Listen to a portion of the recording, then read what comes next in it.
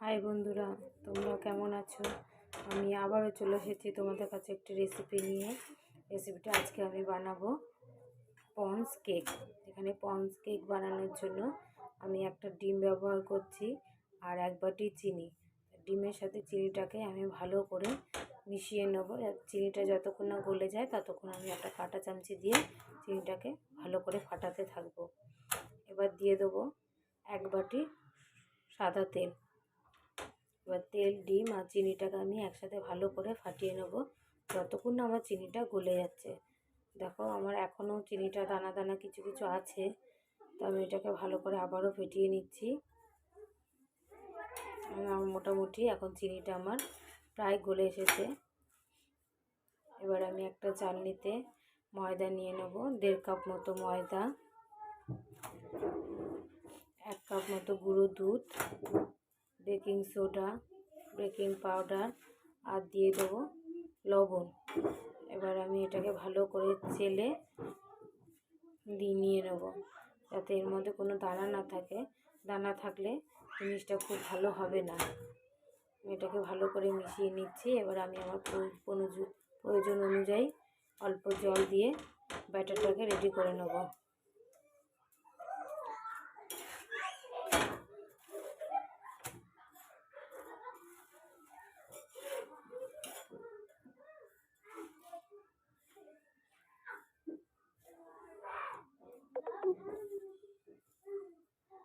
দেখো আমার ব্যাটারটা রেডি, আমার ঘনত্বটা ঠিক এইরকম হয়েছে। এবার এখানে ফ্লেভারের জন্য যাতে ডিমের যে গন্ধটা থাকে সেই গন্ধটা যাতে না থাকে, যার জন্য আমি এখানে দিয়ে দিয়েছি এলাচ গুঁড়ো। এটা দিয়ে আমার 5 থেকে 10 মিনিট আর কিছুক্ষণের জন্য ঢেকে রাখবো। ততক্ষণে আমি এখানে একটি সিলভারের বাটি নিয়েছি। এই বাটিটা একটু সাদা তেল ভালো করে মাখিয়ে নিচ্ছি। মাখিয়ে এবার দেখো এরকম একটা পাতলা পিস্টার দিয়ে কাগজ দিয়ে আমি চারিপাশটা মুড়ে দেবো।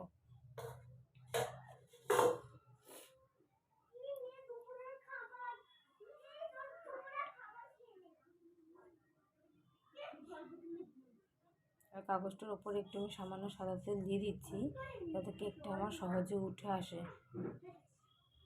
এবার তৈরি করে রাখা ব্যাটারটাকে আমি আরেকবার একটু ফাটিয়ে নেবো ভালো করে। দেখো চিনিটা সম্পূর্ণ গলে গেছে। চিনিটা না গললে কিন্তু কেকটা ঠিক ভালো আসবে না।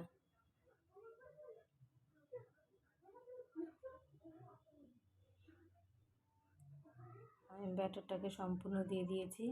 এবার ড্যাব ড্যাব করে একটু নেবো যাতে এতে কোনো ফাঁক ফোকর না থাকে। ভালো করে ড্যাব করে এবার আমি একটা কড়াই নিয়ে নিয়েছি। এতে আমি লাল বালি দিয়ে দিয়েছি। লাল বালির ওপর আমি স্ট্যান্ড বসিয়ে দিয়ে আমি বালিটাকে হাই ফ্লেমে একটু ভালো করে গরম করে নিয়েছি। এবার এতে বাটিটা বসিয়ে আমি একটা ঢাকনা দিয়ে ঢেকে দেবো 40 থেকে 45 মিনিট পর্যন্ত। তা আমি এটা লো আঁচে তৈরি করব। দেখো আমি 40 থেকে 45 মিনিট পর একবার চেক করছি জিনিসটা হয়েছে কি না। তো আমার হাতে কিছু লেগে যাচ্ছে না, তার মানে আমার কেকটা রেডি। কেকটাকে এবার নামিয়ে নেব। কিছুক্ষণ ঠান্ডা করতে হবে। ঠান্ডা করে নিয়ে দেখো কত সুন্দর উঠে আসছে, আমার একটু লেগে যায়নি।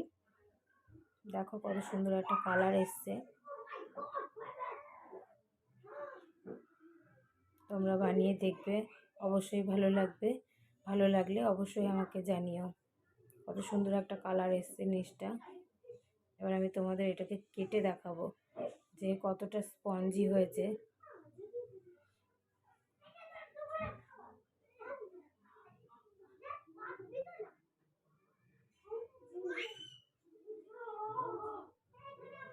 তোমরা দেখতেই পাচ্ছ বন্ধুরা কতটা স্পঞ্জি হয়েছে।